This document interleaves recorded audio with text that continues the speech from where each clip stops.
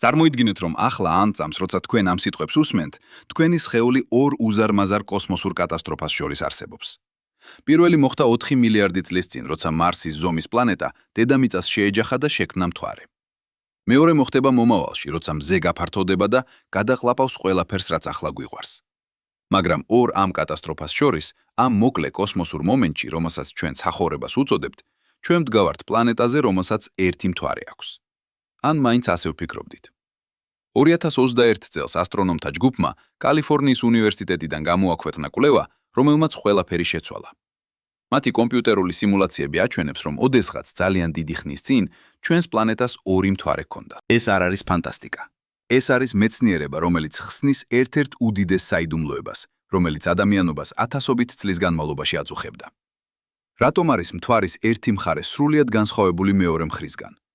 რატომ არის უკანა მხარე დაფარული მთებით, ხოლო წინა მხარე ბრტყელი ვულკანური ველებით? ეს ასიმეტრია იმდენად უჩვეულოა, რომ მეცნიერები 10 წლეულების განმავლობაში ვერ ხსნიდნენ მას. ახლა კი პირველად ჩვენ გვაქვს პასუხი. და ეს პასუხი იწყება 4 მილიარდი წლის წინ, როცა ჩვენი პლანეტა ჯერ კიდევ ახალგაზრდა იყო, ცხელი და ძალიან განსხვავებული იმისგან, რასაც დღეს ვიცნობთ. მოდით დავიწყოთ იქიდან, სადაც ყველაფერი დაიწყო. 4 მილიარდი 500 მილიონი წლის წინ მზის სისტემა ქაოსური ადგილი იყო. პლანეტები ჯერ კიდევ ყალიბდებოდნენ, უზარმაზარი ქვის ნამსხვრევები ერთმანეთს ეჯახებოდნენ, ერწყმოდნენ, იშლებოდნენ და ისევ ერწყმოდნენ. ამ კოსმოსურ ბილიარდში, სადაც თითოეული დარტყმა შეეძლო შეექმნა ან განადგურებულიყო მთელი სამყარო, დედამიწა ჯერ კიდევ ყალიბდებოდა. და შემდეგ მოხდა რაღაც, რამაც სამუდამოდ შეცვალა ჩვენი პლანეტის ბედი. მარსის ზომის პლანეტა, რომელსაც მეცნიერები თეიას უწოდებენ, დედამიწას შეეჯახა. წარმოიდგინეთ ეს შეჯახება. არა როგორც ორი მანქანის შეჯახებას, არამედ როგორც ორი მთელი სამყაროს შერწყმას. თეია, პლანეტა, რომელიც თითქმის ისეთივე დიდი იყო როგორც მარსი დედამიწას არა პირდაპირ, არამედ კუთხით შეეჯახა. ეს არ იყო ფრონტალური შეჯახება, რომელიც ორივე პლანეტას განადგურებდა. ეს იყო იდეალური კუთხით დარტყმა, რომელმაც შექმნა რაღაც საოცარი. შეჯახების ენერგიამ ორივე პლანეტის ზედაპირი გადაადნო. მილიარდობით ტონა ქვა და მეტალი გაფრინდა კოსმოსში. ცხელი, თხევადი, ნათელი, როგორც 1000 მზე. ეს მასალა დედამიწის გარშემო ორბიტაზე გავიდა და დაიწყო ბრუნვა, ნელ-ნელა გაციება და კონდენსაცია. და აქ იწყება ყველაზე საინტერესო. ტრადიციული თეორია ამბობდა, რომ ამ მასალისგან შეიქმნა ერთი მთვარე, დიდი, მრგვალი, ლამაზი მთვარე, რომელსაც ჩვენ დღეს ვხედავთ. მაგრამ ერიკ ასფაუგმა და მარტინ იუცმა, ორმა მეცნიერმა კალიფორნიის უნივერსიტეტიდან, დაუსვეს შეკითხვა. რა მოხდებოდა თუ შეიქმნა არა ერთი, არამედ ორი მთვარე? მათი კომპიუტერული სიმულაციები აჩვენებს, რომ ეს არა მხოლოდ შესაძლებელია, არამედ ალბათობაც კი ძალიან მაღალია. შეჯახების შემდეგ დედამიწის გარშემო ორბიტაზე გასული მასალა შეეძლო ორ ცალკეულ სხეულად ჩამოყალიბებულიყო. ერთი დიდი, თითქმის ისეთივე როგორც დღევანდელი მთვარეა და ერთი პატარა, დაახლოებით 3-ჯერ უფრო პატარა, რომელიც იმავე ორბიტაზე მოძრაობდა, მხოლოდ 30 ან 50 გრადუსით უკან. წარმოიდგინეთ ეს სურათი. ახალგაზრდა დედამიწა, ჯერ კიდევ ცხელი და ნახევრად თხევადი, ბრუნავს თავის ღერძზე. ზემოთ ცაში ორი მთვარე, ერთი დიდი და ნათელი, მეორე პატარა და მკთალი. ორივე ერთსა და იმავე ორბიტაზე, როგორც ორი მორბენალი, რომლებიც ერთსა და იმავე ტრასაზე მოძრაობენ. მაგრამ ეს კონფიგურაცია არ იყო სტაბილური. ორი სხეული, რომლებიც ერთსა და იმავე ორბიტაზე მოძრაობენ, არ შეიძლება სამუდამოდ იქ დარჩნენ. გრავიტაციული ძალები, რომლებიც მათ ერთმანეთთან აკავშირებს, ნელ-ნელა ცვლის მათ ტრაექტორიებს. პატარა მთვარე, რომელიც უფრო მსუბუქია და უფრო მგრძნობიარე გრავიტაციული ზემოქმედებისადმი, ნელ-ნელა იწყებს დაახლოებას დიდ მთვარესთან. ეს პროცესი არ მოხდა ერთ დღეში, არც ერთ წელიწადში, არც ერთ მილიონ წელიწადში. მეცნიერების გათვლებით ეს გრძელდებოდა ათობით მილიონი წლის განმავლობაში. ნელი, თანდათანობითი დაახლოება, როცა ორი მთვარე ერთმანეთს უახლოვდებოდა სენტიმეტრით, თაობიდან თაობაში, ეპოქიდან ეპოქამდე. და შემდეგ, დაახლოებით 4 მილიარდი წლის წინ მოხდა გარდაუვალი. პატარა მთვარე დიდ მთვარეს შეეჯახა. მაგრამ ეს არ იყო კატასტროფული შეჯახება, როგორიც თეიას და დედამიწის შეჯახება იყო. ეს იყო რაღაც სრულიად განსხვავებული, რაღაც რაც მეცნიერები უწოდებენ ნელ შეჯახებას. წარმოიდგინეთ ორი საპნის ბუშტი, რომლებიც ერთმანეთს ეხებიან. ისინი არ ფეთქდებიან, არ იშლებიან. ისინი უბრალოდ ერწყმებიან ერთმანეთს, ნელა და თითქმის ნაზად. სწორედ ასე მოხდა ორი მთვარის შეჯახება. პატარა მთვარე, რომელიც მოძრაობდა სიჩქარით დაახლოებით 3 კილომეტრი წამში, დიდ მთვარეს შეეჯახა არა როგორც ჭურვი, არამედ როგორც ნაზი ხელის შეხება, რაც ნაზი ხელის შეხება. რატომ იყო ეს შეჯახება ასე ნელი? პასუხი მდგომარეობს გრავიტაციის ბუნებაში. როცა ორი სხეული ერთსა და იმავე ორბიტაზე მოძრაობენ, მათი ურთიერთშედარებითი სიჩქარე ძალიან დაბალია. ისინი არ ეჯახებიან ერთმანეთს როგორც ორი მატარებელი, რომლებიც საპირისპირო მიმართულებით მოძრაობენ. ისინი უფრო გვანან ორ მატარებელს, რომლებიც ერთსა და იმავე მიმართულებით მოძრაობენ, მაგრამ ერთი ოდნავ უფრო სწრაფად. როცა ისინი საბოლოოდ ხვდებიან ერთმანეთს, შეჯახება არის ნაზი, თითქმის უმტკივნეულო. და სწორედ ეს ნაზი შეჯახება ხსნის მთვარის უდიდეს საიდუმლოებას. როცა პატარა მთვარე დიდ მთვარეს შეეჯახა, ის არ გადაადნო მის ზედაპირს. ის არ შექმნა უზარმაზარი კრატერი. ის უბრალოდ დაემატა დიდ მთვარეს, როგორც ახალი ფენა, როგორც თიხისცია თიხის ნაჭერი, რომელიც მოქანდაკეს ემატება თავის ქანდაკებას. პატარა მთვარის მთელი მასა, მთელი მისი ქვები და მთები, მთელი მისი ისტორია გადავიდა დიდ მთვარეზე და შექმნა რაღაც უჩვეულო. ის შექმნა მთების ფენას მთვარის ერთ მხარეზე. და ეს მხარე, როგორც აღმოჩნდა, არის სწორედ ის მხარე, რომელსაც ჩვენ არასოდეს ვხედავთ. მთვარის უკანა მხარე. აქ უნდა გავაკეთოთ პაუზა და გავიაზროთ, რამდენად საოცარია ეს. მთვარე ყოველთვის ერთითი და იგივე მხარით არის მიმართული დედამიწისკენ. ეს არ არის შემთხვევითობა.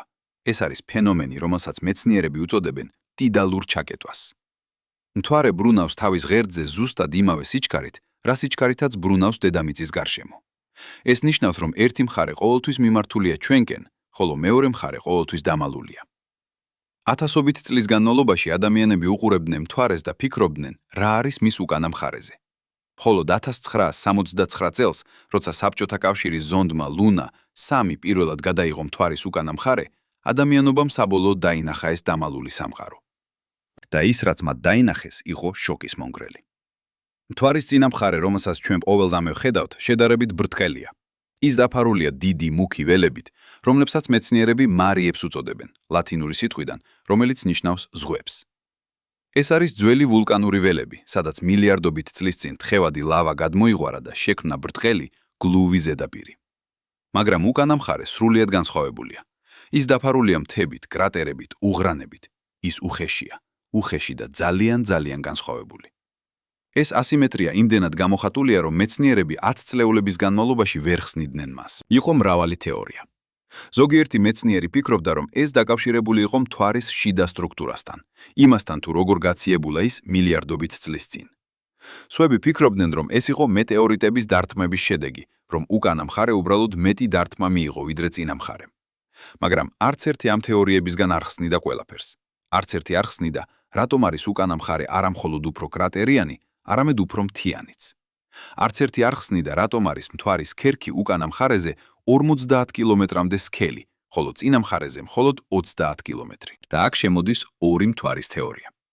თუ პატარა მთვარე დიდ მთვარეს შეეჯახა და დაემატა მის ერთ მხარეს, ეს ახსნის ყველაფერს. ეს ახსნის, რატომ არის უკანა მხარე უფრო მთიანი, რადგან პატარა მთვარის მთელი მასა იქ დაემატა. ეს ახსნის, რატომ არის ქერქი უფრო სქელი, რადგან ახლა ის შედგება არა ერთი, არამედ ორი მთვარის მასალისგან. ეს ახსნის, რატომ არ არის უზარმაზარი კრატერი, რადგან შეჯახება იყო ნელი და ნაზი. ეს ახსნის თუნდაც იმას, რატომ არის უკანა მხარეზე ნაკლები ვულკანური აქტივობის კვალი, რადგან დამატებითმა მასამ შექმნა უფრო სქელი ქერქი, რომელმაც ხელი შეუშალა ლავას ზედაპირზე გამოსვლას. მაგრამ როგორ შეიძლება ჩვენ დავრწმუნდეთ, რომ ეს თეორია სწორია? როგორ შეიძლება ჩვენ დავამტკიცოთ, რომ რაღაც მოხდა 4 მილიარდი წლის წინ, როცა არავინ იყო იქ, რომ ეს დაენახა? პასუხი მდგომარეობს კომპიუტერულ სიმულაციებში. ასპაუგმა და იუცმა შექმნეს დეტალური მათემატიკური მოდელები, რომლებიც აღწერენ თუ როგორ ყალიბდებოდნენ მთვარეების შეჯახების შემდეგ.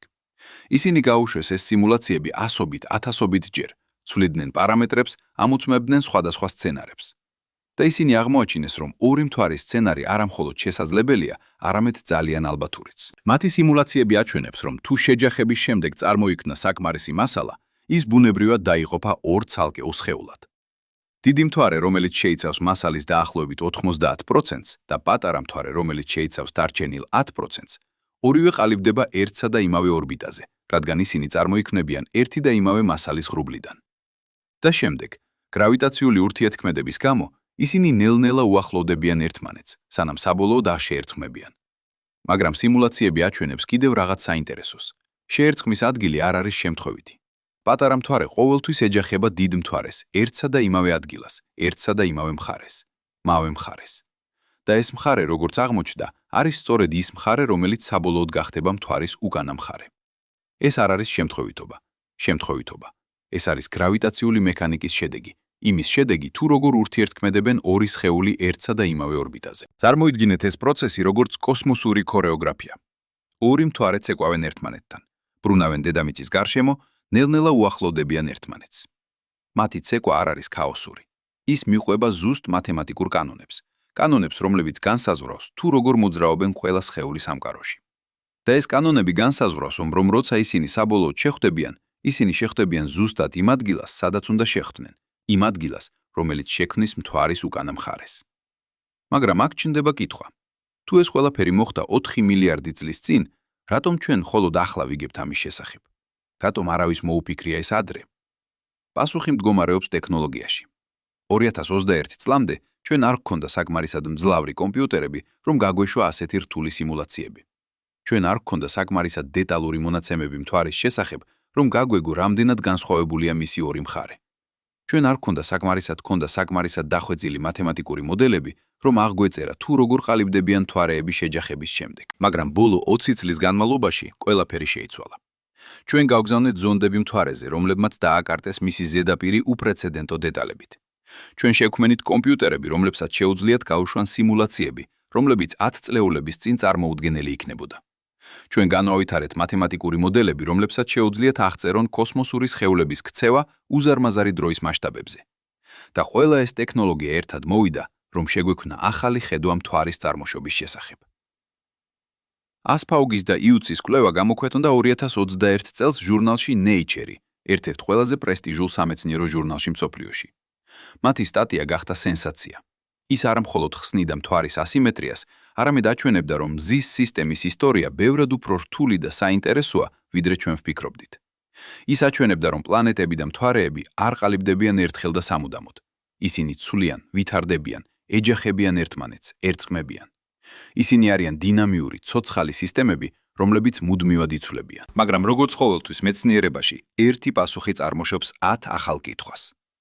თუ დედამიწას ოდესღაც ორი მთვარე ჰქონდა, რა მოხდა მათ შეერწყმის შემდეგ? როგორ იმოქმედა ეს შეერწყმა დედამიწაზე? ხომ არ შეცვალა ეს ჩვენი პლანეტის კლიმატი, მისი ტიდალური ძალები, მისი ბრუნვის სიჩქარე? და რაც ყველაზე მნიშვნელოვანია, ხომ არ არის სხვა პლანეტები მზის სისტემაში, რომლებსაც მსგავსი ისტორია აქვთ? ხომ არ არის სხვა მთვარეები, რომლებიც ასევე წარმოიქმნენ ორი ცალკეული სხეულის შეერწყმით? ახლა წარმოიდგინეთ ეს. 4 მილიარდი წლის წინ ადრეული დედამიწის ცაზე ორი მთვარე ბრუნავს. დიდი და პატარა, როგორც დედა და შვილი, როგორც მასწავლებელი და მოსწავლე. ყოველ ღამე თუ იქ ვინმე იქნებოდა, რომ ეს ენახა, ის დაინახავდა ორ ვერცხლისფერ დისკს, რომლებიც ერთმანეთს მიყვებიან ცაში. მაგრამ ეს არ იყო მხოლოდ ლამაზი სანახაობა. ეს იყო კოსმოსური ძალების თამაში, რომელიც ყოველ წამს ცვლიდა ჩვენი პლანეტის ბედს. დააგიწყება ის, რაზეც მეცნიერები ბოლო წლებში ფიქრობენ. როგორ იმოქმედა ორი მთვარის არსებობა თავად დედამიწაზე? დავიწყოთ იმით, რაც ყველაზე აშკარაა. ტიდალური ძალები. დღეს ჩვენი ერთი მთვარე ქმნის ტიდებს, რომლებიც ყოველდღიურად ზღვის დონეს ამაღლებენ და აქვეითებენ. ეს არის გრავიტაციული ძალა, რომელიც მთვარე ახდენს დედამიწის წყალზე. როცა მთვარე გადის ზემოთ, წყალი მიისწრაფვის მისკენ, ქმნის მაღალ ტიდს. როცა მთვარე გადის, წყალი ბრუნდება უკან, ქმნის დაბალ ტიდს. ეს ციკლი მეორდება ყოველ 24 საათში, ისე რეგულარულად, რომ ჩვენ შეგვიძლია წინასწარ ვიცოდეთ, როდის იქნება მაღალი ტიდი ნებისმიერ ადგილას დედამიწაზე. მაგრამ წარმოიდგინეთ, რომ არის არა ერთი, არამედ ორი მთვარე. ორი ციცალკეული გრავიტაციული წყარო, რომლებიც ორივე ახდენენ ზემოქმედებას დედამიწის წყალზე. როგორ იმოქმედებდა ეს ტიდებზე? პასუხი არის რთული და ფასცინაციური.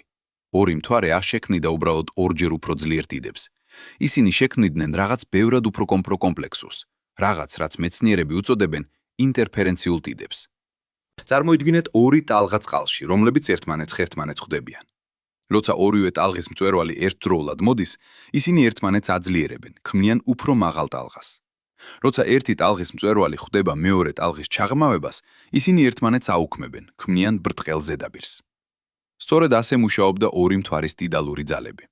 ზოგჯერ ისინი ერთმანეთს აძლიერებდნენ, ქმნიდნენ უზარმაზარ ტიდებს, რომლებიც შეიძლება 10 ჯერ უფრო მაღალი იყო ვიდრე დღევანდელი ტიდები. ზოგჯერ ისინი ერთმანეთს აუქმებდნენ, ქმნიდნენ პერიოდებს, როცა ტიდები თითქმის არ არსებობდა. ეს ცვალებადობა იქონიებდა ონიებდა უზარმაზარ გავლენას ადრეულ დედამიწაზე.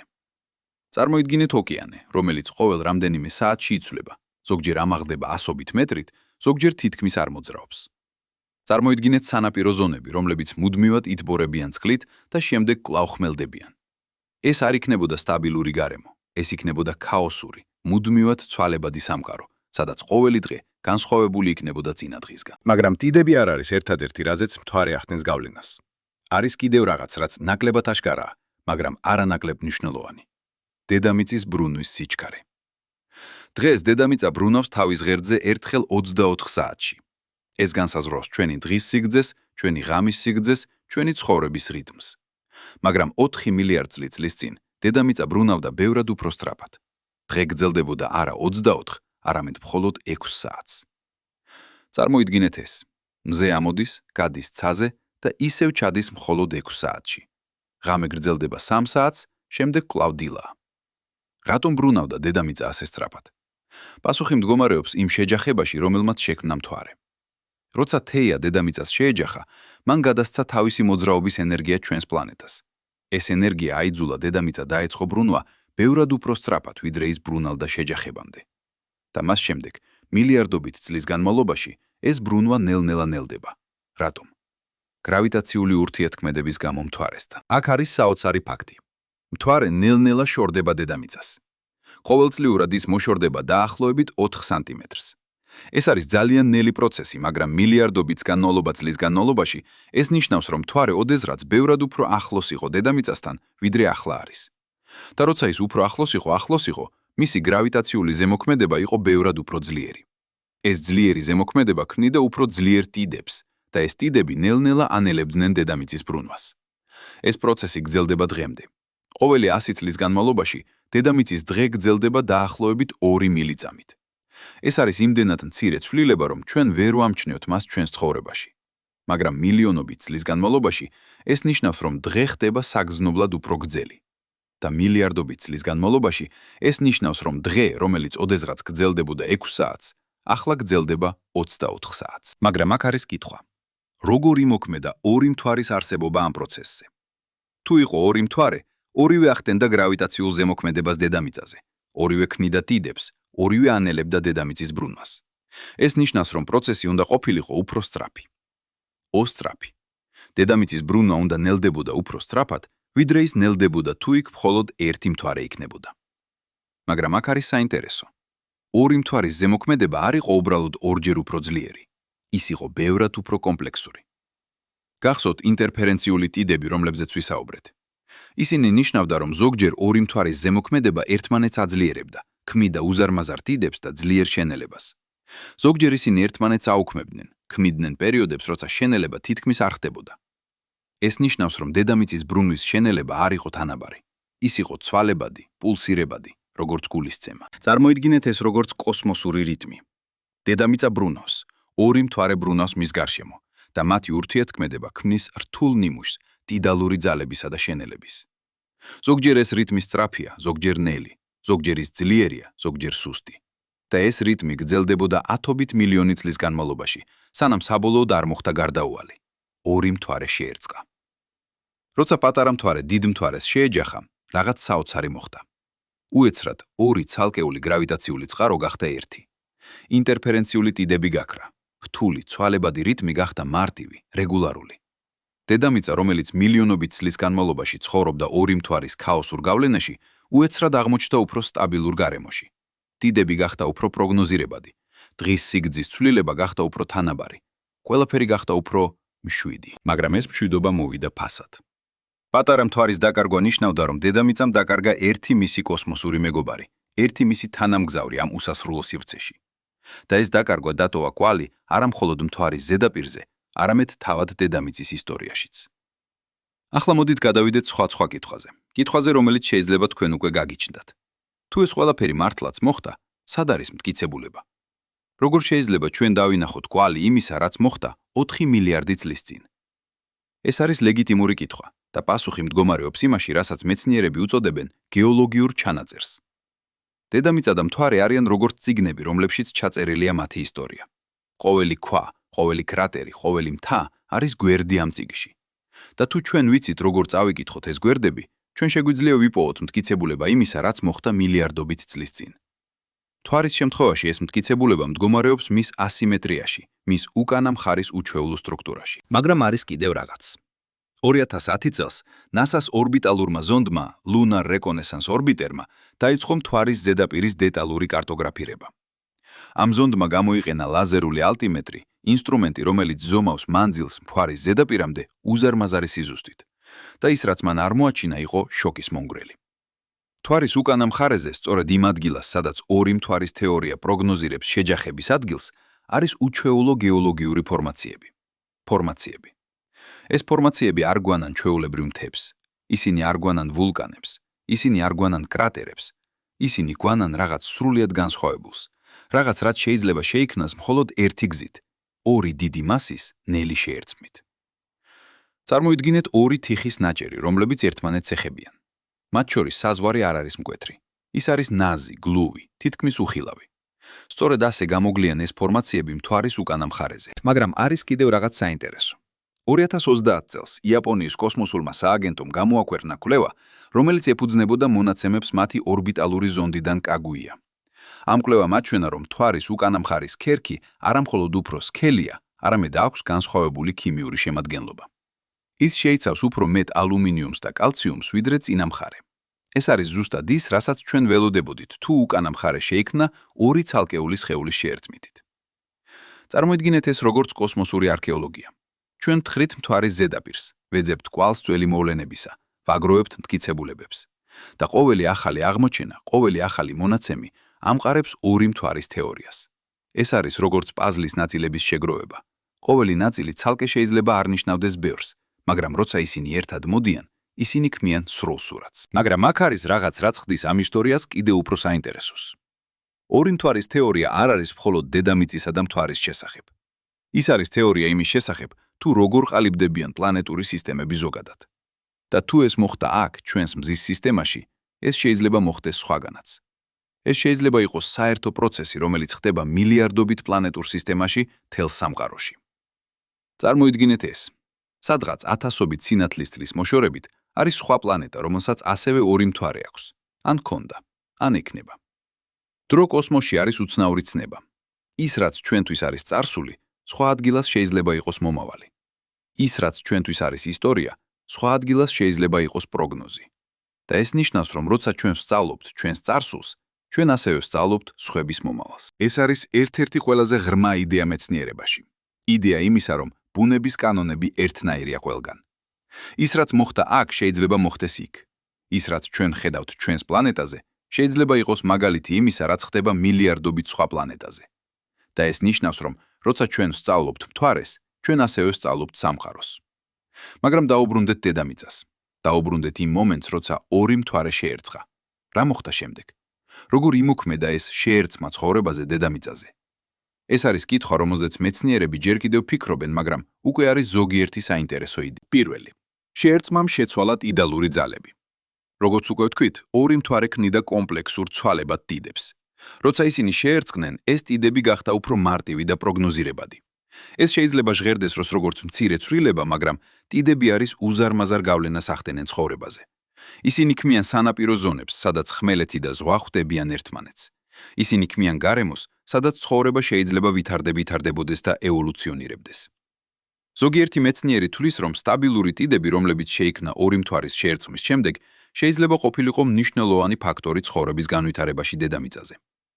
წარმოიდგინეთ ადრეული ორგანიზმები, რომლებიც ცხოვრობდნენ სანაპირო ზონებში. თუ დიდები იყო ქაოსური და არაპროგნოზირებადი, ეს ორგანიზმები მუდმივად იქნებოდნენ სტრესის ქვეშ, მუდმივად ეგუებოდნენ ცვალებად პირობებს. მაგრამ თუ დიდები გახდა უფრო სტაბილური, ეს ორგანიზმები შეეძლოთ უფრო ეფექტურად ეგუებინათ, უფრო ეფექტურად ვითარდებოდნენ. მეორე, შეერწყმამ შეცვალა დედამიწის ბრუნვის შენელების ტემპი. როგორც უკვე ვთქვით, ორი მთვარე ქმნიდა ცვალებად შენელებას. როცა ისინი შეერწყნენ, ეს შენელება გახდა უფრო თანაბარი. ეს ნიშნავს, რომ დღის სიგრძე იწყებდა ცვლილებას უფრო პროგნოზირებად ტემპით, ადი ტემპით. და ეს თავის მხრივ შეიძლება იმოქმედა კლიმატზე, ოკეანის დინებებზე, ატმოსფეროს ცირკულაციაზე. მესამე, შეერწყმამ შეცვალა თავად მთვარე. როგორც უკვე ვთქვით, პატარა მთვარის მასა დაემატა დიდ მთვარეს, შექმნა მთების ფენა უკანა მხარეზე. მაგრამ ეს ასევე ნიშნავს, რომ მთვარე გახდა ოდნავ უფრო მძიმე, ოდნავ უფრო მასიური. და ეს თავის მხრივ გაზარდა მისი გრავიტაციული ზემოქმედება დედამიწაზე. არაბევრით, მაგრამ საკმარისად რომ იყოს გაზომვადი. ყველა ეს ცვლილება ერთად მოვიდა, რომ შექმნას ახალი წონასწორობა დედამიწა მთვარის სისტემაში.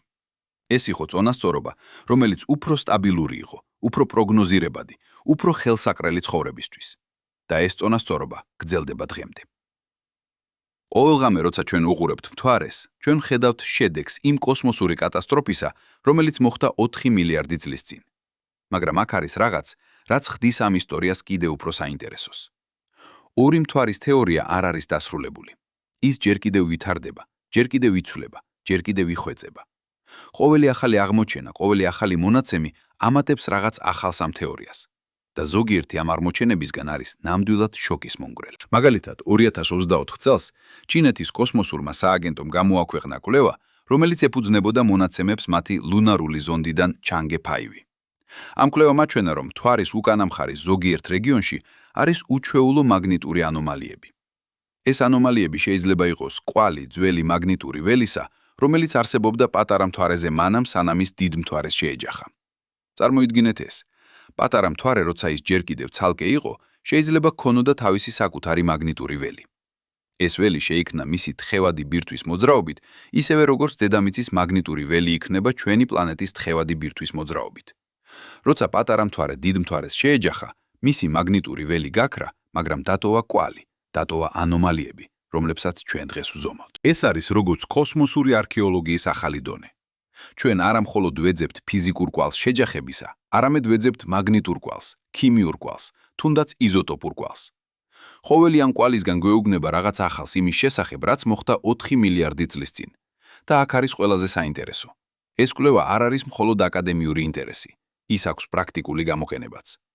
როცა ჩვენ გეგმავთ მომავალ მისიებს მთვარეზე, როცა ჩვენ გეგმავთ ბაზების მშენებლობას მთვარის ზედაპირზე, ჩვენ უნდა ვიცოდეთ, სად არის საუკეთესო ადგილები. და ორი მთვარის თეორია გვეხმარება ამის გაგებაში.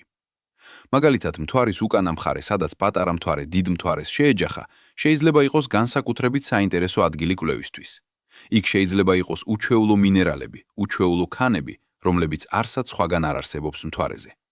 იქ შეიძლება იყოს კვალი იმ პროცესებისა, რომლებიც მოხდა შეჯახების დროს, პროცესები, რომლებსაც ჩვენ ვერ ვხედავთ სხვაგან. და ეს არის მხოლოდ დასაწყისი. როგორც ჩვენი ტექნოლოგია ვითარდება, როგორც ჩვენი ინსტრუმენტები ხდება უფრო ზუსტი, ჩვენ შევძლებთ უფრო მეტის გაგებას ორი მთვარის ისტორიის შესახებ. ჩვენ შევძლებთ უფრო დეტალურად დავინახოთ, როგორ მოხდა შეჯახება, როგორ შეერწყნენ ორი სხეული, როგორ შეიქმნა ის მთვარე, რომელსაც ჩვენ დღეს ვხედავთ. მაგრამ აქ არის რაღაც, რაც ხდის ამ ისტორიას ნამდვილად განსაკუთრებულს. ეს არის არა მხოლოდ ისტორია წარსულის შესახებ, ეს არის ისტორია მომავლის შესახებაც. რადგან ის, რაც მოხდა 4 მილიარდი წლის წინ, შეიძლება მოხდეს კიდევ. არა დედამიწასთან, არა ჩვენს მთვარესთან, არამედ სხვაგან, სხვა პლანეტურ სისტემაში, სხვა სამყაროში. წარმოიდგინეთ ეს. სადღაც ძალიან შორს არის პლანეტა, რომელსაც ახლა ორი მთვარე აქვს. ეს ორი მთვარე ბრუნავს ერთსა და იმავე ორბიტაზე, ნელ-ნელა უახლოვდებიან ერთმანეთს. და ერთ დღეს, შეიძლება მილიონი წლის შემდეგ, შეიძლება 10 მილიონი წლის შემდეგ, ისინი შეერწყმებიან. და როცა ისინი შეერწყმებიან, იხმებიან ისინი შექმნიან რაღაც ახალს, რაღაც უნიკალურს, რაღაც, რაც იქნება ამ პლანეტის ახალი თანამგზავრი. და თუ იქ არის ცხოვრება, თუ იქ არის ვინმე, ვინც ამას უყურებს, ისინი დაინახავენ იმავეს, რასაც ჩვენი წინაპრები დაინახავდნენ, თუ ისინი იქ იქნებოდნენ 4 მილიარდი წლის წინ. ისინი დაინახავენ ორ მთვარეს, რომლებიც ერთმანეთს უახლოვდებიან, ნელ-ნელა, თაობიდან თაობაში, სანამ საბოლოოდ არ გახდებიან ერთი. ეს არის კოსმოსური ციკლი, ციკლი, რომელიც მეორდება მილიარდობით პლანეტურ სისტემაში. და ჩვენ, დედამიწაზე, ვართ ამ ციკლის ნაწილი. ჩვენ ვართ მოწმეები იმისა, რაც მოხდა და იმისა, რაც მოხდება. ჩვენ ვართ კავშირი წარსულსა და მომავალს შორის. მაგრამ აქ არის რაღაც, რაც ხდის ამ მთელ ისტორიას კიდევ უფრო ფასცინაციურს. ორი მთვარის თეორია არ არის მხოლოდ ჩვენი პლანეტის უნიკალური ისტორია. ის შეიძლება იყოს ფანჯარა, რომელიც გვიჩვენებს, თუ როგორ მუშაობს მთელი სამყარო. და როცა მეცნიერები დაიწყეს ამ თეორიის გამოყენება სხვა პლანეტურ სისტემებზე, მათ აღმოაჩინეს რაღაც შოკის მომგვრელი. ჩვენ შეიძლება არ ვიყოთ ერთადერთები. 2023 წელს ასტრონომთა საერთაშორისო ჯგუფმა დაიწყო პროექტი, რომელსაც უწოდეს ბინარული მთვარეების ძიება. მათი იდეა იყო მარტივი, მაგრამ ამბიციური.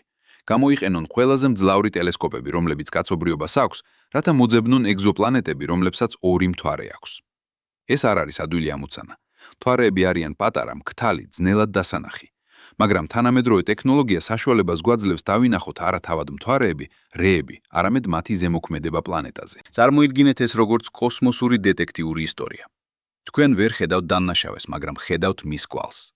თქვენ ვერ ხედავთ მთვარეებს, მაგრამ ხედავთ, როგორ ისინი ახდენენ გავლენას პლანეტის ბრუნვაზე, მის ორბიტაზე, მის სინათლის მრუდზე.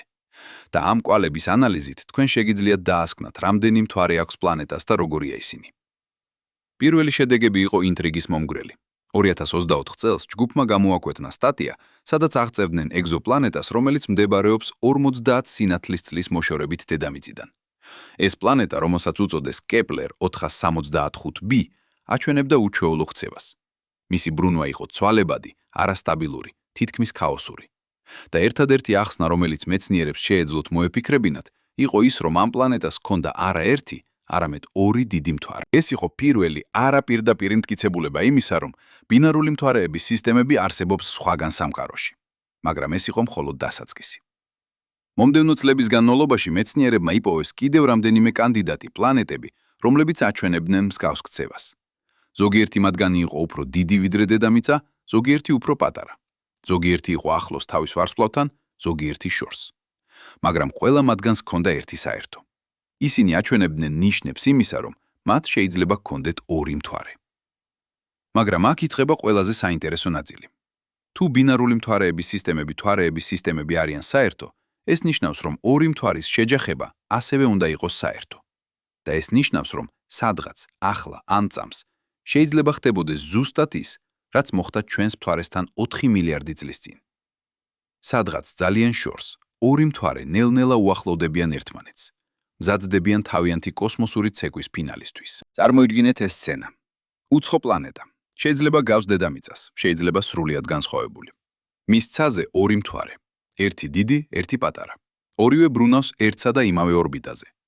და თუ იქ არის ცხოვრება, თუ იქ არის ვინმე, ვინც ამას უყურებს, ისინი ხედავენ რაღაც საოცარს.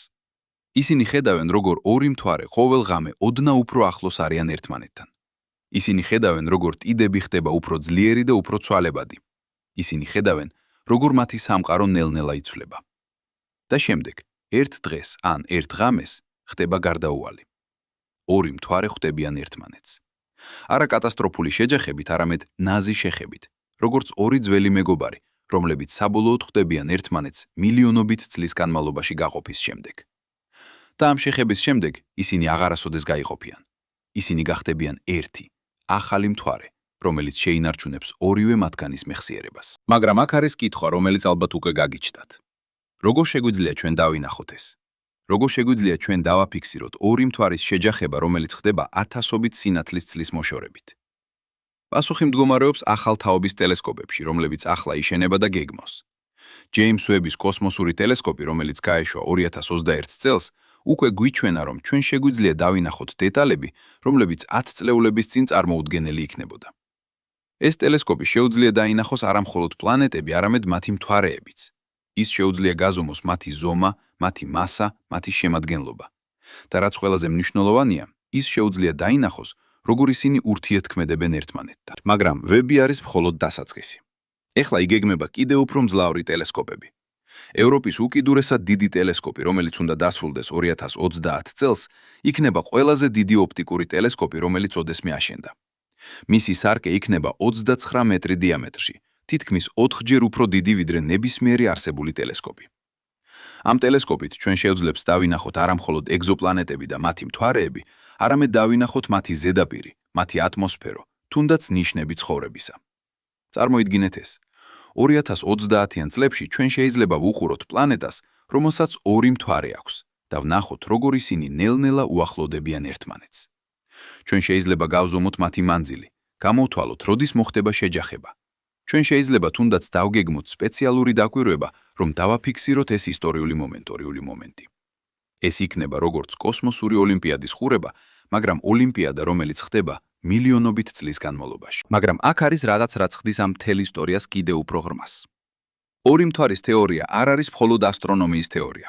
ის არის თეორია იმის შესახებ, თუ როგორ ვითარდება სამყარო, როგორ იცვლება ის, როგორ ქმნის ის მუდმივად რაღაც ახალს ძველიდან. და ეს თეორია აქვს ღრმა ფილოსოფიური შედეგები. დავფიქრდეთ ამაზე ერთი წუთით. ჩვენი მთვარე, ეს ლამაზი ვერცხლისფერი დისკი, რომელსაც ჩვენ ყოველღამე ვხედავთ, არ არის ერთი სხეული. ის არის ორი სხეული, რომლებიც შეერწყნენ ერთებიც. შეერწყნენ ერთად. ის არის ორი ცალკეული ისტორია, რომლებიც გახდნენ ერთი. და ეს ნიშნავს, რომ როცა ჩვენ ვუყურებთ მთვარეს, ჩვენ ვუყურებთ არა მხოლოდ ერთ ობიექტს, არამედ მთელ ისტორიას. ისტორიას შეხვედრისა და შერწყმისა, ისტორიას იმისა, თუ როგორ ორი ცალკეული რამ შეიძლება გახდეს რაღაც ახალი და უნიკალური. ეს არის მეტაფორა, რომელიც გასცდება ასტრონომიას. ეს არის მეტაფორა ცხოვრებისთვის, ურთიერთობებისთვის, საზოგადოებისთვის. ჩვენ ყველა ვართ როგორც ეს ორი მთვარე. ჩვენ ყველა ვართ ცალკეული ინდივიდები, მაგრამ ჩვენ ასევე ვართ ნაწილი რაღაც უფრო დიდისა. ჩვენ ხვდებით ერთმანეთს, ურთიერთქმედებთ, ვერწყმებით ერთმანეთს. და ამ შერწყმის შედეგად ჩვენ ვქმნით რაღაც ახალს, რაღაც არის ცე, რაც არის მეტი ვიდრე მხოლოდ ჩვენი ნაწილების ჯამი. მაგრამ დაუბრუნდეთ მეცნიერებას. დაუბრუნდეთ კონკრეტულ კითხვებს, რომლებზეც მეცნიერები ახლა მუშაობენ. ერთ-ერთი ყველაზე საინტერესო კითხვა არის, რამდენად ხშირია ბინარული მთვარეების სისტემები? არის ეს იშვიათი ფენომენი თუ საერთო? პასუხი როგორც ჩანს არის სადღაც შუაში. 2025 წელს მეცნიერთა ჯგუფმა გამოაქვეყნა სტატისტიკური ანალიზი, რომელიც ეფუძნებოდა მონაცემებს ათასობით ეგზოპლანეტური სისტემიდან.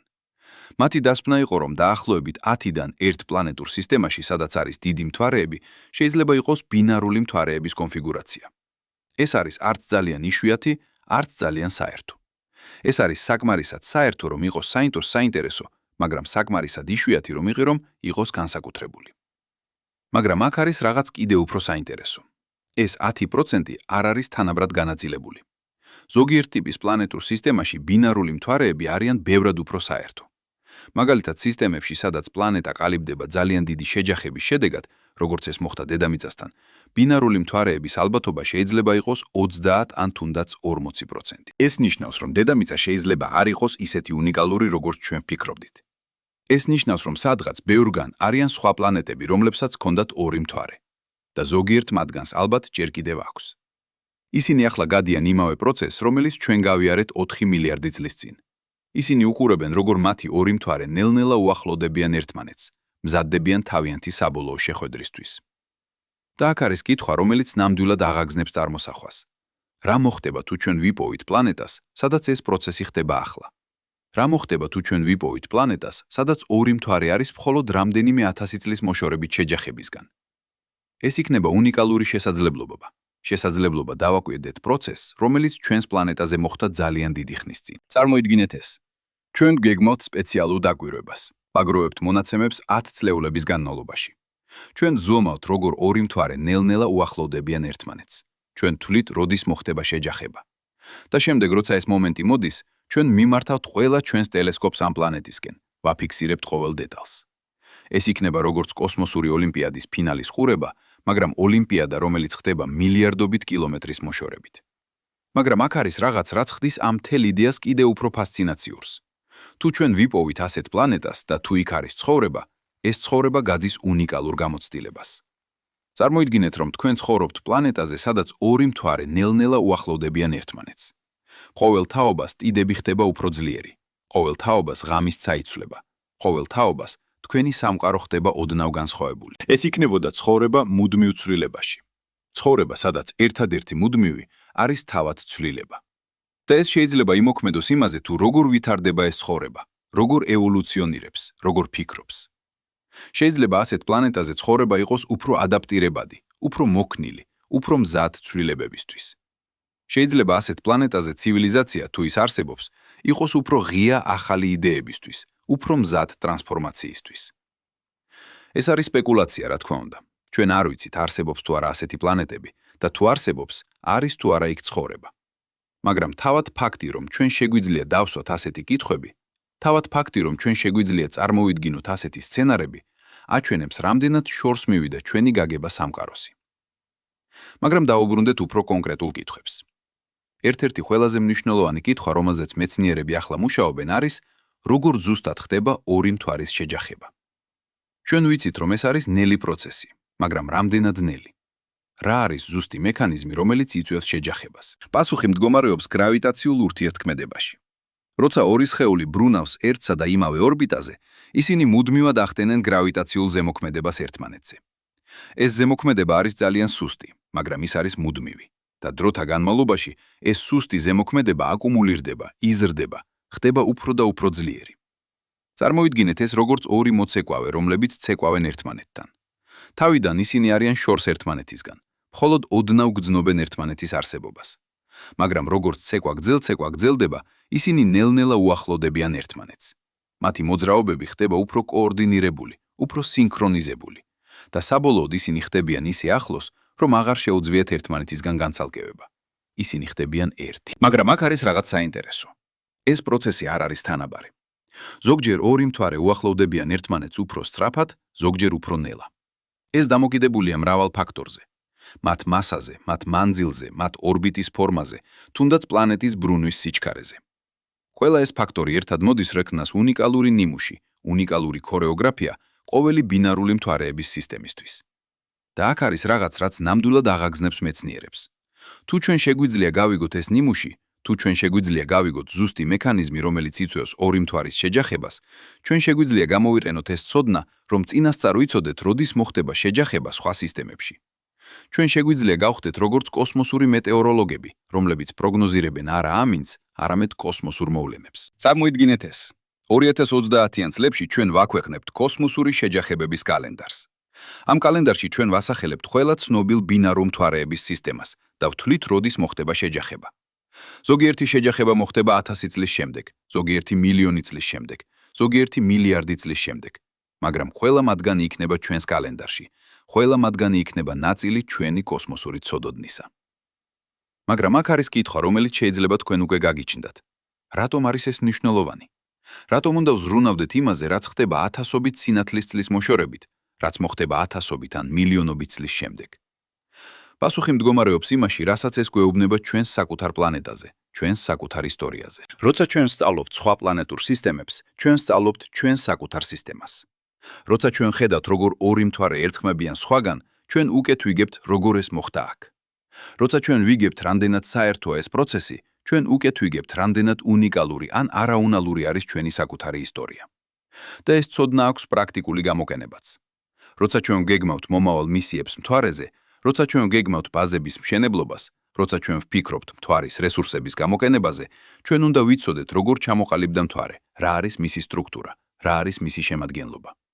და ორი მთვარის თეორია გვაძლევს ამ ცოდნას. მაგალითად, ეხლა ჩვენ ვიცით, რომ მთვარის უკანა მხარე არის არამხოლოდ უფრო მთიანი, არამედ შეიცავს განსხვავებულ მინერალებს. ეს მინერალები, რომლებიც მოვიდა პატარა მთვარიდან, შეიძლება იყოს განსაკუთრებით ღირებული. ისინი შეიძლება შეიცავდნენ იშვიათ ელემენტებს, რომლებიც საჭიროა ტექნოლოგიისთვის. ისინი შეიძლება იყოს იდეალური მასალა მშენებლობისთვის. ისინი შეიძლება თუნდაც შეიცავდნენ წყალს, რომელიც არის ყველაზე ღირებული რესურსი კოსმოსში. წარმოიდგინეთ ეს. 2040-იან წლებში პირველი მუდმივი ბაზა მთვარეზე იშენება სწორედ უკანა მხარეზე, სწორედ იმ ადგილას, სადაც ოდესღაც ორი მთვარე შეერწყა. ეს ბაზა იყენებს ადგილობრივ რესურსებს, ადგილობრივ მინერალებს, რომლებიც მოვიდა პატარა მთვარიდან. და ადამიანები, რომლებიც იქ ცხოვრობენ, ყოველდღე ხედავენ მტკიცებულებას იმისა, რაც მოხდა 4 მილიარდი წლის წინ. ისინი ცხოვრობენ ისტორიაში, ისინი ცხოვრობენ მეხსიერებაში ორი მთვარისა, რომლებიც გახდნენ ერთი. მაგრამ აქ არის რაღაც, რაც ხდის ამ მთელ ისტორიას კიდევ უფრო ღრმას. ორი მთვარის თეორია არ არის მხოლოდ თეორია წარსულის შესახებ. ის არის თეორია მომავლის შესახებაც. რადგან ის, რაც მოხდა 4 მილიარდი წლის წინ, შეიძლება მოხდეს კიდევ. არა ჩვენს სისტემაში, არა ჩვენს მთვარესთან, მაგრამ სხვაგან, სხვა დროს. და აქ არის ყველაზე საინტერესო კითხვა. რა მოხდება თუ ჩვენ ადამიანები ვიქნებით იქ, როცა ეს მოხდება? რა მოხდება თუ ჩვენ ვიქნებით მოწმეები ორი მთვარის შეჯახებისა სხვა პლანეტურ სისტემაში? ეს იქნება ერთ-ერთი ყველაზე საოცარი მოვლენა, რომელსაც ადამიანობა ოდესმე დაესწრება. ეს იქნება როგორც დაბადების ყურება, დაბადება ახალი მთვარისა, ახალი სამყაროს. წარმოიდგინეთ ეს სცენა. მომავალში, შეიძლება 100 წლის შემდეგ, შეიძლება 1000 წლის შემდეგ, ადამიანობა გავრცელდა მზის სისტემის მიღმა. ჩვენ ცხოვრობთ სხვა პლანეტებზე, სხვა მთვარეებზე, თუნდაც კოსმოსურ სადგურებზე და ერთ დღეს ჩვენ ვიღებთ სიგნალს. ახლოს მდებარე პლანეტურ სისტემაში ორი მთვარე აპირებს შეჯახებას. ეს არის იშვიათი მოვლენა, რომელიც ხდება მხოლოდ ერთხელ მილიონობით წლის განმავლობაში. ჩვენ გვგზავნით ექსპედიციას. ჩვენ ვაშენებთ სპეციალურ დაკვირვების სადგურს ამ სისტემის გარეთ. ჩვენ ვაგროვებთ ყველა ჩვენს ინსტრუმენტს, ყველა ჩვენს ტელესკოპს, ყველა ჩვენს სენსორს და ჩვენ ველოდებით. ჩვენ ველოდებით იმ მომენტს, როცა ორი მთვარე საბოლოოდ შეხვდებიან ერთმანეთს. და როცა ეს მომენტი მოდის, ჩვენ ხედავთ რაღაც საოცარს.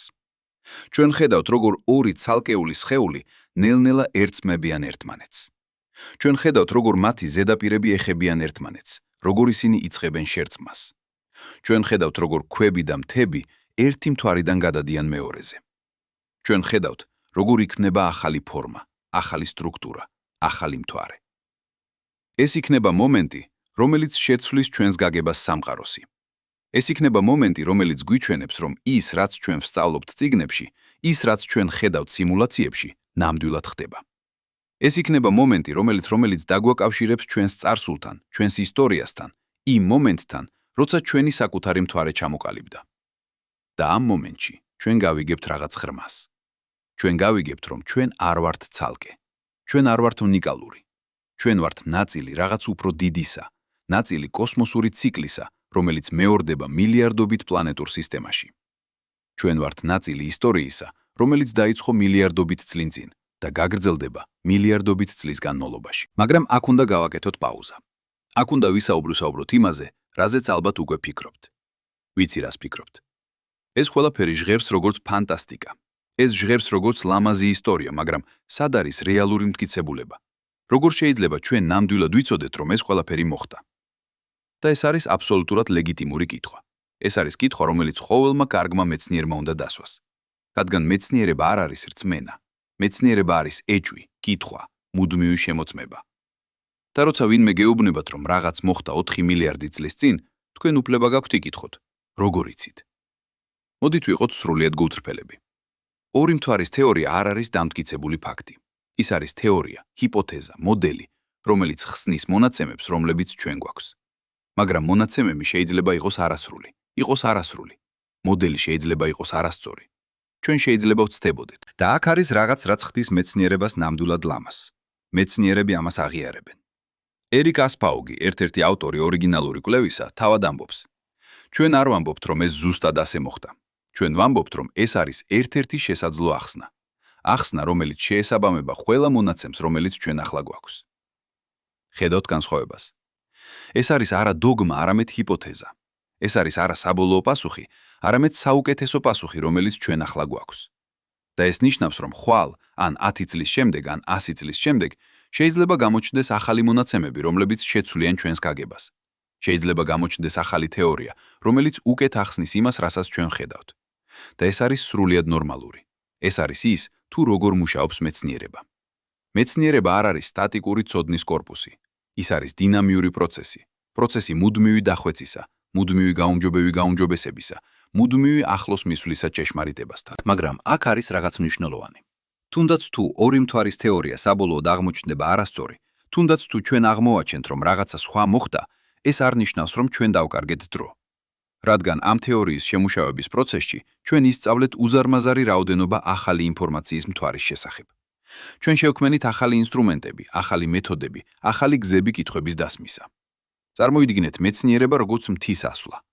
თქვენ ფიქრობთ, რომ მწვერვალი არ მწვერვალი არის ერთმიმართულებით და იწყებთ ასვლას. შუა გზაზე თქვენ აღმოაჩენთ, რომ ცდებოდით, რომ მწვერვალი სინამდვილეში არის სხვა მიმართულებით. ხომ ეს ნიშნავს, რომ თქვენ დაკარგეთ დრო? არა. რადგან ასვლის პროცესში თქვენ გახდით უფრო ძლიერი, უფრო გამოცდილი, უფრო მზად რეალური მწვერვალის ასასვლელად. ასევეა მეცნიერებაში. ყოველი თეორია, თუნდაც ის, რომელიც საბოლოოდ აღმოჩნდება არასწორი, გვიახლოებს ჭეშმარიტებასთან. ყოველი ცდა, თუნდაც წარუმატებელი, გვასწავლის რაღაც ახალს. ყოველი კითხვა, თუნდაც უპასუხო, გვიხსნის ახალ პერსპექტივებს. მაგრამ დაუბრუნდეთ კონკრეტულ მტკიცებულებებს. რა გვაქვს რეალურად? პირველი, გვაქვს მთვარის ასიმეტრია. ეს არის ფაქტი, არა თეორია. მთვარის უკანა მხარე რეალურად არის განსხვავებული წინა მხრისგან. ქერქი რეალურად არის უფრო სქელი, თები რეალურად არის უფრო მაღალი. ეს არის რაღაც, რაც ჩვენ ზომავთ, რაც ჩვენ ხედავთ, რაც არის უდავო. მეორე, გვაქვს კომპიუტერული სიმულაციები. ეს სიმულაციები ეფუძნება ფიზიკის კანონებს, რომლებიც ჩვენ ვამოწმებთ ყოველდღიურად, რომლებიც მუშაობს ყველგან სამყაროში.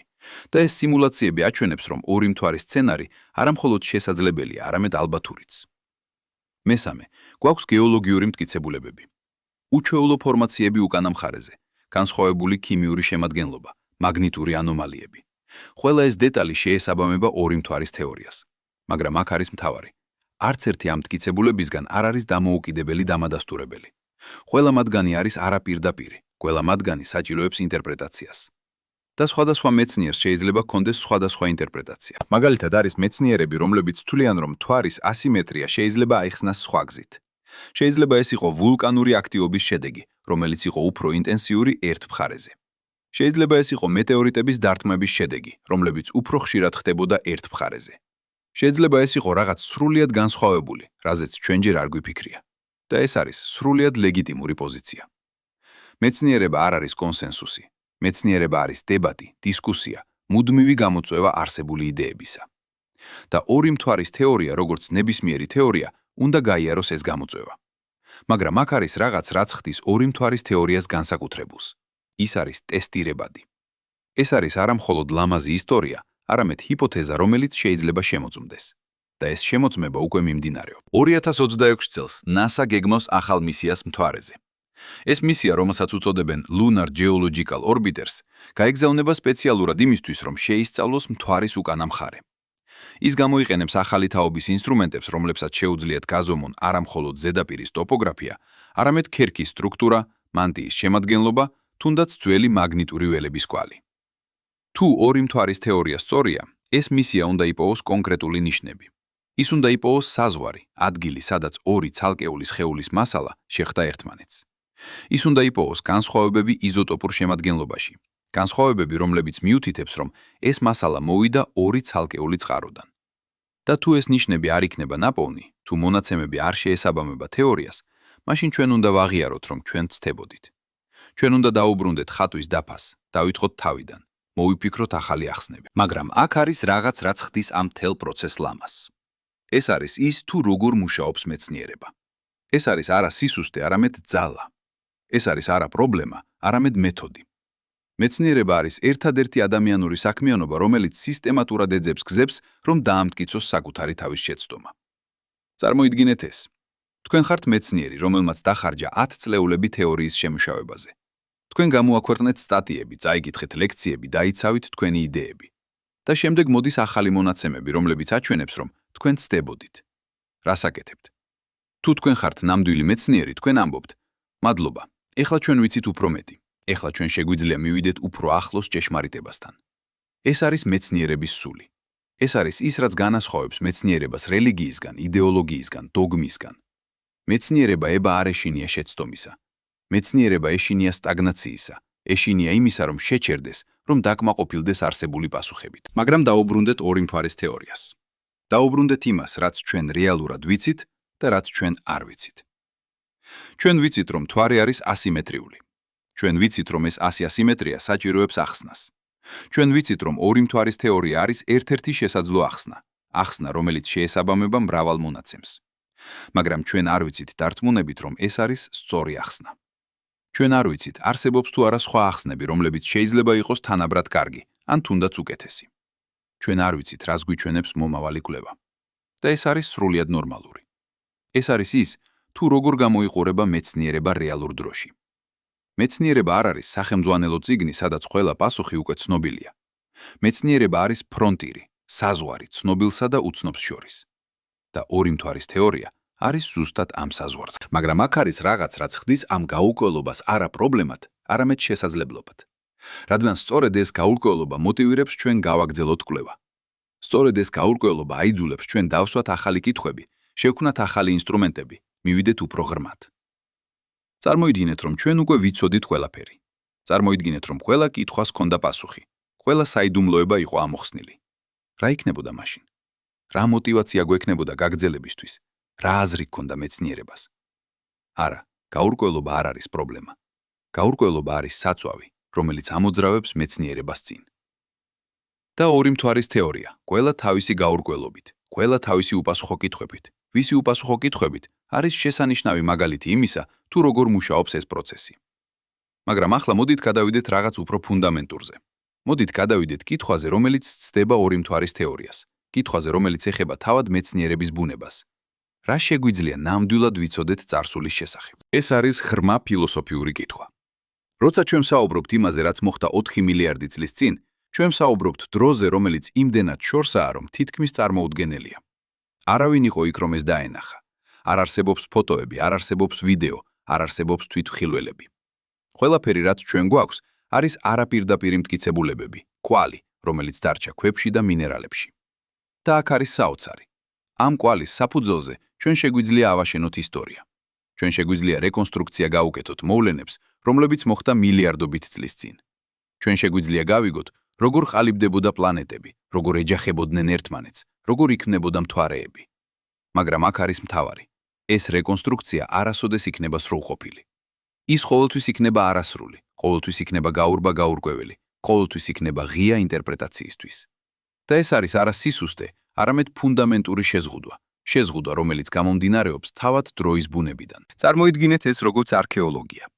არქეოლოგი თხრის ძველ ნანგრევებს, პოულობს ნამსხვრევებს, ცდილობს რეკონსტრუქცია გაუკეთოს იმას, თუ როგორ გამოიყურებოდა შენობა. მაგრამ ის არასოდეს ვერ იქნება 100%-ით დარწმუნებული.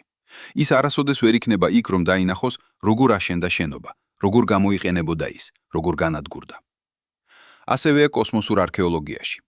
ჩვენ თხრით მთვარეს, ვპოულობთ კვალს, ვცდილობთ რეკონსტრუქცია გაუკეთოთ მის ისტორიას. მაგრამ ჩვენ არასოდეს ვერ ვიქნებით 100%-ით დარწმუნებულები. ჩვენ არასოდეს ვერ ვიქნებით იქ, რომ ვიქნებით იქ, რომ დავინახოთ, როგორ ყალიბდებოდა მთვარე, როგორ ეჯახებოდნენ ორი სხეული, როგორ შეერწყნენ ისინი. მაგრამ აქ არის რაღაც საოცარი. ეს შეზღუდვა არ აჩერებს ჩვენ. ეს შეზღუდვა არ აიჯულებს ჩვენ დავანებოთ. პირიქით, ეს შეზღუდვა მოტივირებს ჩვენ გავხდეთ უფრო შემოქმედებითი, უფრო ინოვაციური, უფრო დახვეწილი ჩვენს მეთოდებში. ჩვენ ვქმნით კომპიუტერულ სიმულაციებს, რომლებიც საშუალებას გვაძლევს დავინახოთ წარსული. ჩვენ ვქმნით მათემატიკურ მოდელებს, რომლებიც საშუალებას გვაძლევს გამოვთვალოთ რა უნდა მომხდარიყო.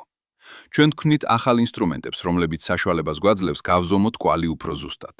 და ყოველი ამ მეთოდით ჩვენ ვუახლოვდებით ჭეშმარიტებას. არა სრულყოფილად, არა აბსოლუტურად, მაგრამ ნაბიჯ-ნაბიჯ 10 წლეულიდან 10 წლეულად, თალეულამდე, თაობიდან თაობაში.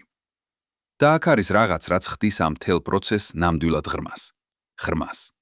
ეს არის არა მხოლოდ პროცესი ცოდნის შეგროვებისა, ეს არის პროცესი თვითშემეცნებისა.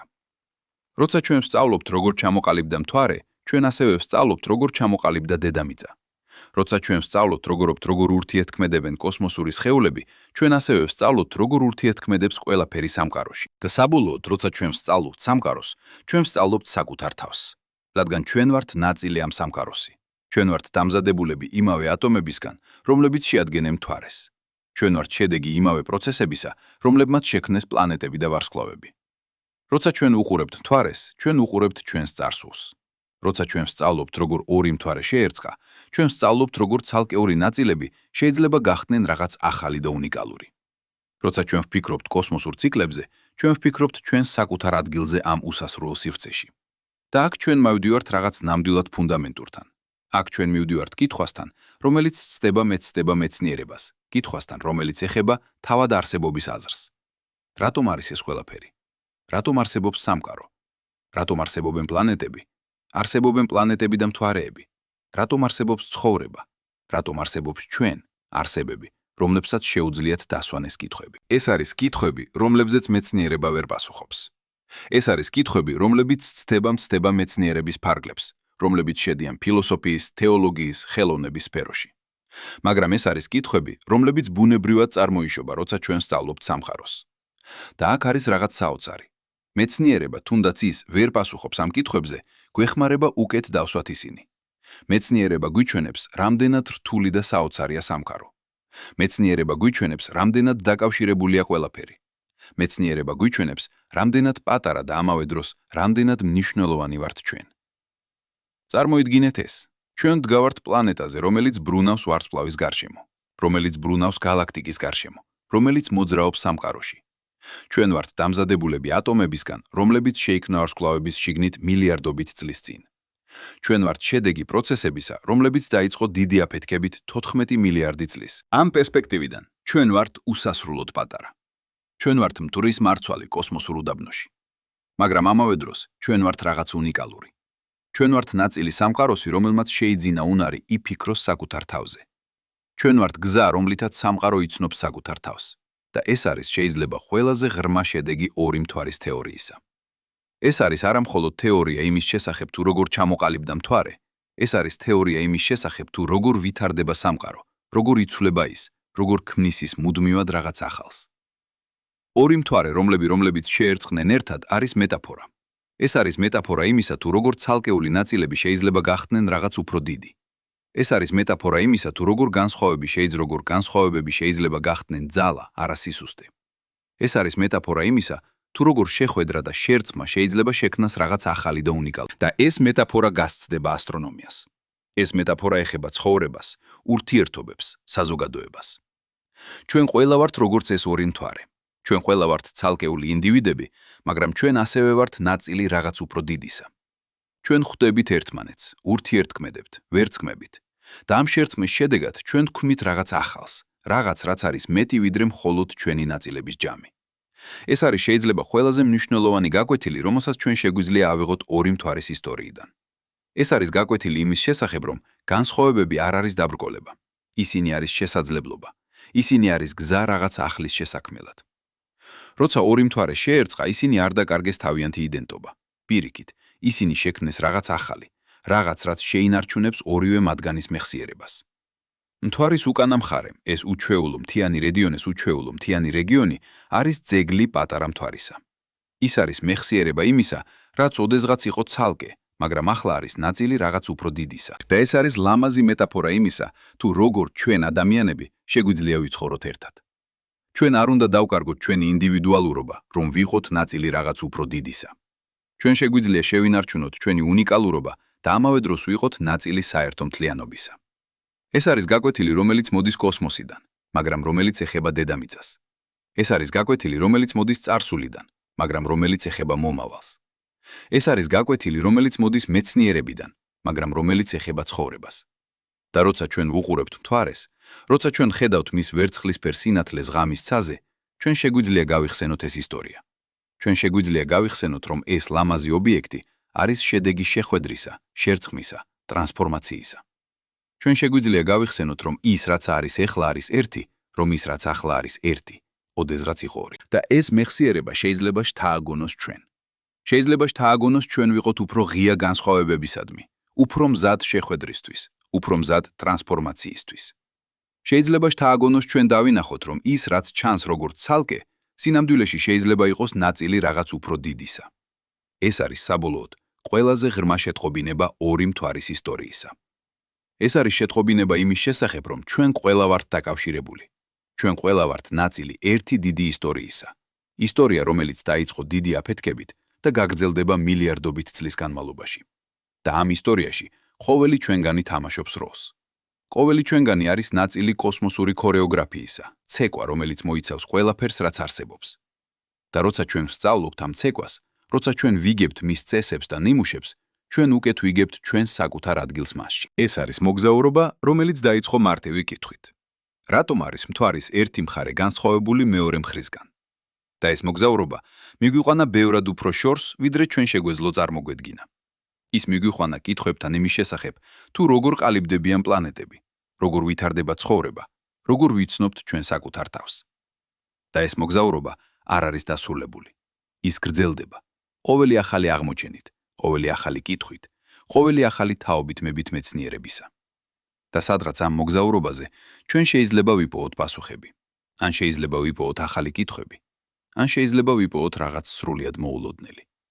მაგრამ ერთი რამ არის დარწმუნებული. ეს მოგზაურობა ღირს. ეს მოგზაურობა ღირს, რადგან ის გვაძლევს რაღაც უფასოს, გაგებას.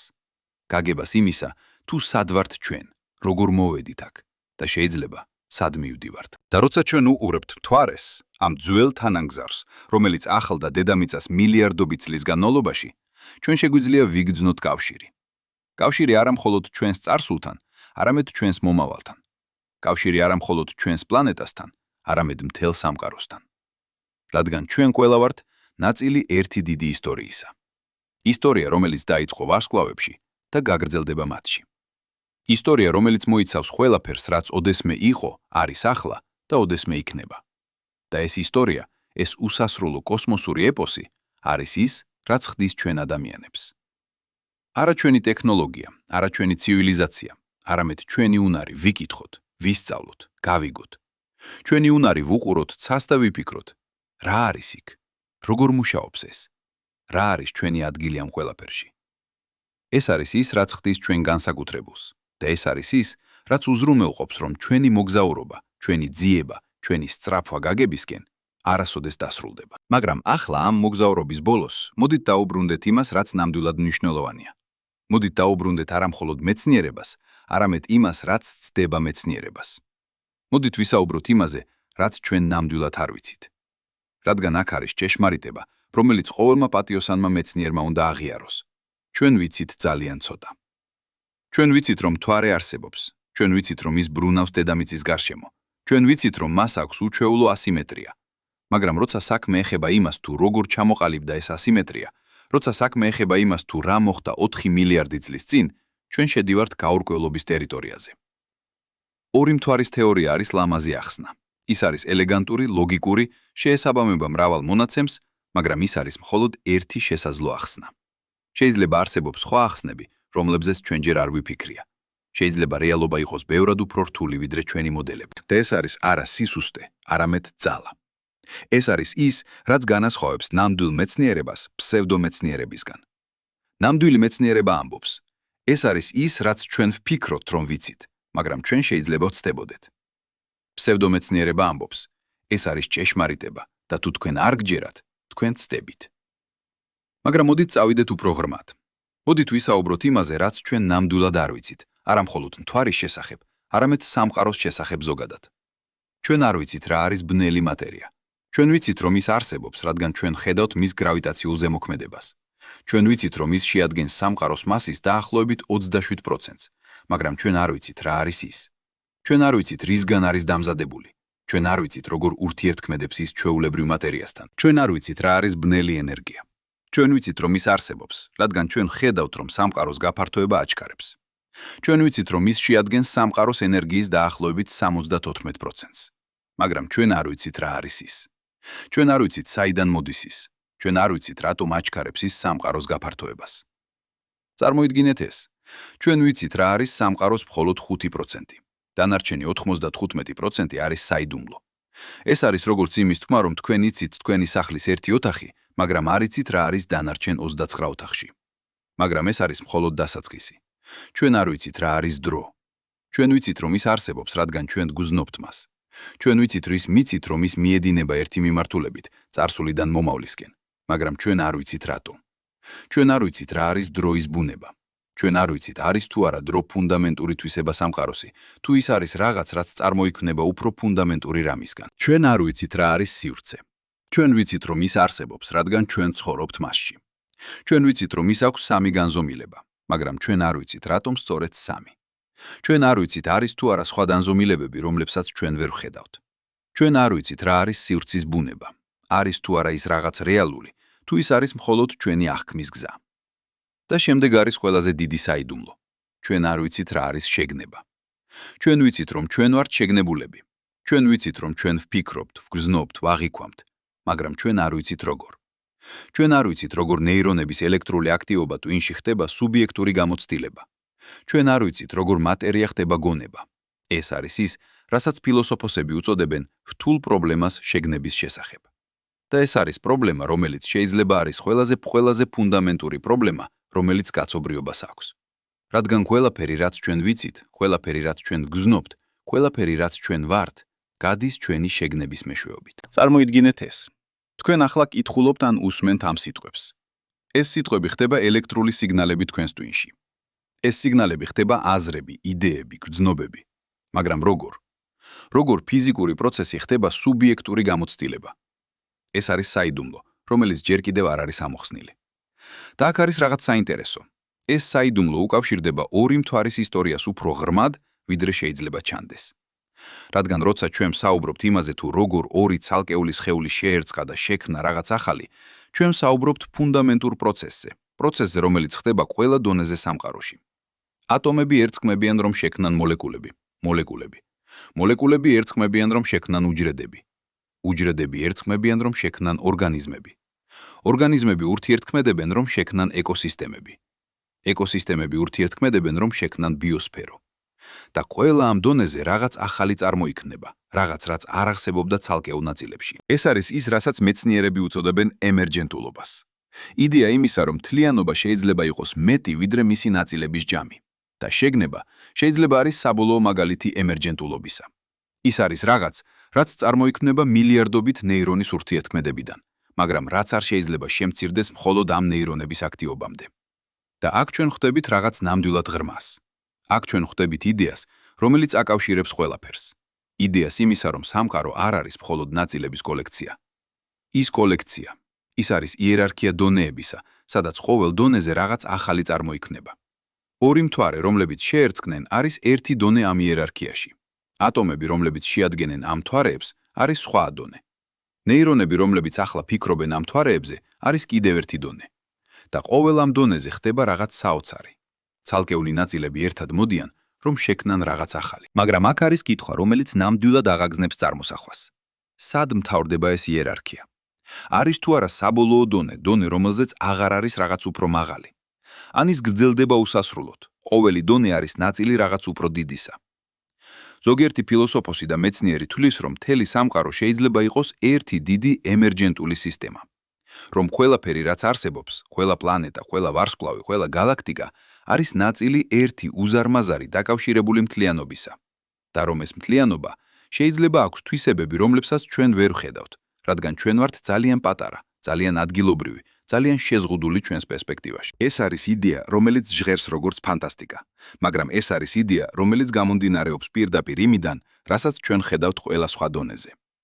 თუ ატომები შეიძლება შეერწყნენ, რომ შექმნან მოლეკულები, თუ მოლეკულები შეიძლება შეერწყნენ, რომ შექმნან უჯრედები, თუ უჯრედები შეიძლება შეერწყნენ, რომ შექმნან ორგანიზმები, რატომაც შეიძლება ორგანიზმები, პლანეტები, ვარსკვლები, ვარსკვლავები, გალაქტიკები შეერწყნენ, რომ შექმნან რაღაც კიდევ უფრო დიდი.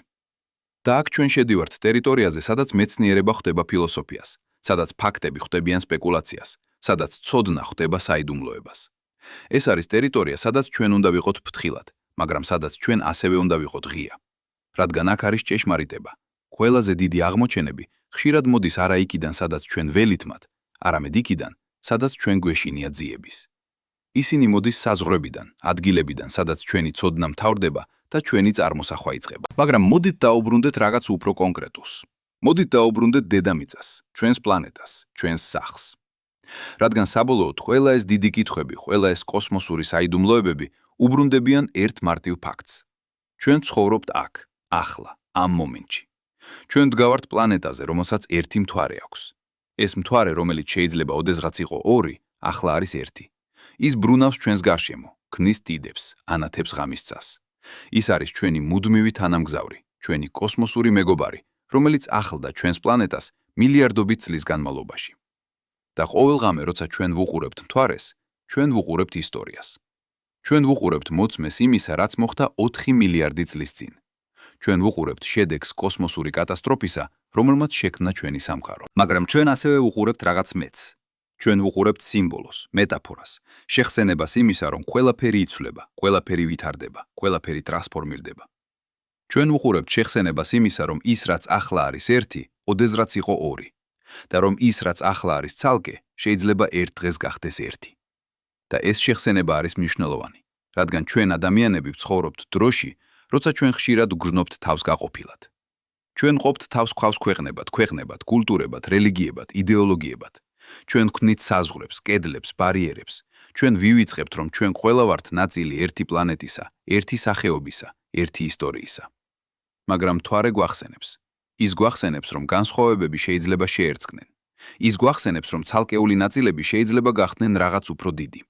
ის გვახსენებს, რომ ის, რაც ჩანს როგორც შეუძლებელი, შეიძლება იყოს არა მხოლოდ შესაძლებელი, არამედ გარდაუვალიც. წარმოიდგინეთ ეს. ორი მთვარე, რომლებიც ბრუნავდნენ ერთსა და იმავე ორბიტაზე, ათობით მილიონი წლის განმავლობაში. ისინი იყვნენ ცალკე, დამოუკიდებელი, უნიკალური. მაგრამ ისინი ასევე იყვნენ დაკავშირებული, მიბმული ერთმანეთთან გრავიტაციით, ბედით, გარდაუვალობით. და როცა ისინი საბოლოოდ შეხვდნენ, ისინი არ განადგურდნენ, ისინი ტრანსფორმირდნენ. ისინი გახდნენ რაღაც ახალი. ეს არის გაკვეთილი, რომელიც ჩვენ ადამიანებმა უნდა ვისწავლოთ. ჩვენ ყველა ვართ ცალკე, დამოუკიდებელი, უნიკალური. მაგრამ ჩვენ ასევე ვართ დაკავშირებული, მიბმული ერთმანეთთან, ჩვენი საერთო ადამიანურობით, ჩვენი საერთო პლანეტით, ჩვენი საერთო ბედით. და თუ ჩვენ შევძლებთ ერთმანეთთან შეხვედრას, არა როგორც მტრები, არამედ როგორც პარტნიორები, ჩვენ შეგვიძლია შევქმნათ რაღაც ახალი, რაღაც რაც არის მეტი ვიდრე მხოლოდ ჩვენი ცალკეული ნაწილების ჯამი. მაგრამ აქ არის რაღაც, რაც ხდის ამ გაკვეთილს კიდევ უფრო მნიშვნელოვანს. დრო იწურება. არა ჩვენთვის პირადად, არა ჩვენი თაობისთვის, მაგრამ ჩვენი სახეობისთვის, ჩვენი პლანეტისთვის, ჩვენი სამყაროსთვის. მზე, ჩვენი ვარსკვლავი, რომელიც გვაძლევს სიცოცხლეს, არ იქნება სამუდამოდ. ერთ დღეს დაახლოებით 5 მილიარდი წლის შემდეგ ის გაფართოვდება, გახდება წითელი გიგანტი, გადაყლაპავს მერკურიუსს, ვენერას და შეიძლება თუნდაც დედამიწას. ჩვენი პლანეტა, ეს ლამაზი ლურჯი წერტილი, რომელიც არის ერთადერთი სახლი, რომელიც ოდესმე გქონია, გაქრება. მაგრამ ეს არ არის დასასრული. ეს არის მხოლოდ ტრანსფორმაცია. ატომები, რომლებიც ახლა შეადგენენ დედამიწას, რომლებიც ახლა შეადგენენ ჩვენ, არ გაქრებიან. ისინი გაფანტებიან კოსმოსში, გახდებიან ნაწილი ახალი ვარსკვლავებისა, ახალი პლანეტებისა, შეიძლება თუნდაც ახალი ცხოვრებისა. ეს არის კოსმოსური ციკლი, რომელიც მეორდება მილიარდობით წლის განმავლობაში. ვარსკვლავები იბადებიან, ცხოვრობენ, გვდებიან. პლანეტები ყალიბდებიან, ვითარდებიან, განადგურდებიან. მაგრამ მასალა, ენერგია, ინფორმაცია არასოდეს გაქრება. ის მხოლოდ ტრანსფორმირდება, გადადის ერთი ფორმიდან მეორეში, ერთი სახით მეორეში. და ჩვენ ადამიანები ვართ ნაწილი ამ ციკლისა.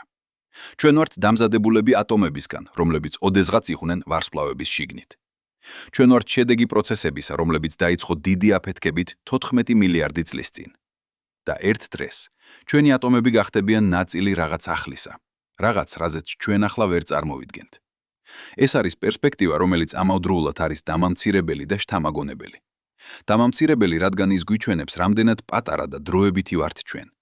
შთამაგონებელი, რადგან ის გვიჩვენებს, რომ ჩვენ ვართ ნაწილი რაღაც უსასრულოდ დიდისა, რაღაც, რაც სცდება ჩვენს ინდივიდუალურ არსებობას. მაგრამ აქ არის კითხვა, რომელიც ნამდვილად მნიშვნელოვანია. რას ვაკეთებთ ჩვენ ამ ცოდნით? როგორ ცხოვრობთ ჩვენ? იცოდეთ, რომ ჩვენ ვართ დროებითი, რომ ჩვენი პლანეტა დროებითია, რომ თუნდაც ჩვენი მზე დროებითი. ზოგიერთი ადამიანი შეიძლება იფიქროს, რომ ეს ხდის ყველაფერს უაზროს. თუ ყველაფერი გაქრება, თუ არაფერი არ გრძელდება სამუდამოდ, რა აზრი აქვს რაიმეს? რა აზრი აქვს ცხოვრებას, სიყვარულს, შემოქმედებას, თუ ყველაფერი საბოლოოდ დასრულდება? მაგრამ აქ არის სხვა გზა ამის დანახვისა. შეიძლება სწორედ დროებითობა ხდის ყველაფერს ღირებულს.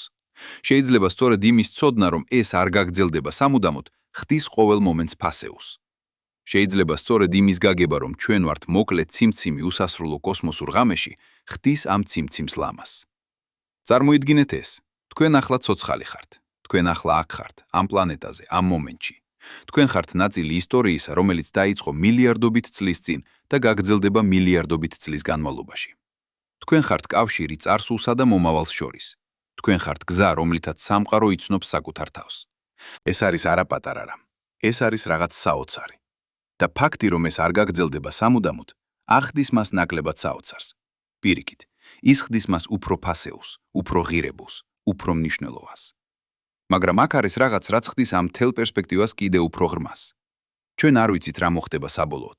ჩვენ არ ვიცით, არის თუ არა რაღაც მას შემდეგ, რაც ჩვენი სამყარო დასრულდება. ჩვენ არ ვიცით, არის თუ არა სხვა სამყაროები, სხვა განზომილებები, სხვა რეალობები. ზოგიერთი ფიზიკოსი თვლის, რომ ჩვენი სამყარო შეიძლება იყოს მხოლოდ ერთი მრავალ სამყაროს შორის, ერთი ბუშტი უსასრულო კოსმოსურ ქაფში. ისინი თვლიან, რომ შეიძლება არსებობს უსასრულო რაოდენობა სამყაროები, თითოეული თავისი კანონებით, თავისი ისტორიით, თავისი ბედით. ეს არის იდეა, რომელიც ჟღერს როგორც ფანტასტიკა, მაგრამ ეს არის იდეა, რომელიც გამომდინარეობს სერიოზული მათემატიკიდან, სერიოზული ფიზიკიდან. და თუ ეს იდეა სწორია, ეს ნიშნავს, რომ ის, რაც ხდება აქ, ჩვენს სამყაროში, შეიძლება იყოს მხოლოდ ერთი თავი უსასრულო ისტორიაში. მაგრამ თუნდაც თუ ეს არ არის სწორი, თუნდაც თუ ჩვენი სამყარო არის ერთადერთი, რაც არსებობს, ეს არ ხდის მას ნაკლებად საოცარს. პირიქით, ეს ხდის მას უფრო საოცარს, რადგან ეს ნიშნავს, რომ ყველაფერი, რაც ოდესმე იყო, არის ახლა და ოდესმე იქნება, არის აქ, ამ ერთ სამყაროში. და ჩვენ, ადამიანები, ვართ ნაწილი ამ სამყაროსი. ჩვენ ვართ გზა, რომლითაც ეს სამყარო იცნობს საკუთარ თავს. ჩვენ ვართ თვალები, რომლებითაც სამყარო უყურებს საკუთარ თავს. ჩვენ ვართ გონება, რომლითაც სამყარო ფიქრობს საკუთარ თავზე.